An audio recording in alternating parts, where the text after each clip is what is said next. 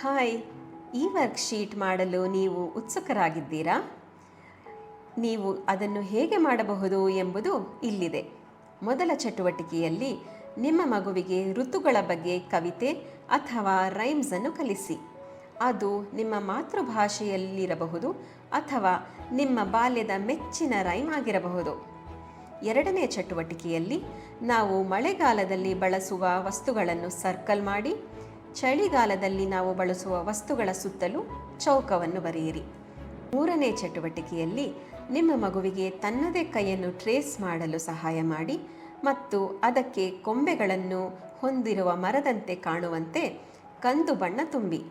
ನಂತರ ಮಕ್ಕಳು ಬಳಸಬಹುದಾದಂತಹ ಸುರಕ್ಷಿತ ಬಣ್ಣಗಳಿಂದ ಅಥವಾ ನೀರು ಹಾಗೂ ಕಾಫಿ ಪುಡಿ ಮಿಶ್ರಣ ಅಥವಾ ಅರಿಶಿಣದ ಪುಡಿ ಮತ್ತು ನೀರಿನ ಮಿಶ್ರಣ ಹೀಗೆ ನಿಮ್ಮ ಸ್ವಂತ ಬಣ್ಣವನ್ನು ಮಾಡಿ ಮಗುವಿಗೆ ತನ್ನ ಬೆರಳುಗಳನ್ನು ಬಣ್ಣದಲ್ಲಿ ಅದ್ದಲು ಮತ್ತು ಮರದ ರೆಂಬೆಗಳ ಮೇಲೆ ತನ್ನ ಫಿಂಗರ್ ಪ್ರಿಂಟ್ಗಳಿಂದ ಹೂಗಳ ಚಿತ್ರವನ್ನು ಮೂಡಿಸಲು ಪ್ರೋತ್ಸಾಹಿಸಿ. ನಂತರ ನೀವು ಮಗುವಿನೊಂದಿಗೆ ಹೀಗೆ ಚರ್ಚಿಸಬಹುದು. ವಸಂತ ಋತುವಿನಲ್ಲಿ ಹೂಗಳು ಅರಳುವುದನ್ನು ನಾವು ನೋಡುತ್ತೇವೆ. ಹೊರಗೆ ಯಾವ ಬಣ್ಣದ ಹೂಗಳು ನೋಡಲು ಸಿಗುತ್ತದೆ ಎಂದು ಪ್ರಶ್ನಿಸಿ.